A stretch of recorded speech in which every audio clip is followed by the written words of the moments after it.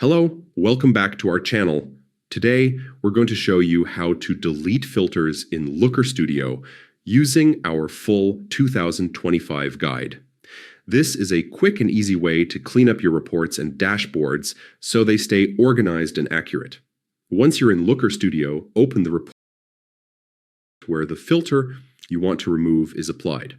Take a moment to make sure you've selected the right report to avoid deleting filters from the wrong project. Click Edit at the top right to switch your report into edit mode. Click on the filter you want to remove. You'll see 3 dots appear on the right side of your screen. At the top of this panel, look for the trash can icon or the delete button. Click it and your filter will be removed instantly. When you're done, click View to return to viewing mode and confirm that your filter is gone. If the filter was applied at the page or report level, double-check by previewing your report to ensure everything looks correct. And that's it. You've successfully deleted a filter in Looker Studio. Keeping your filters organized will make your dashboards cleaner and easier to use.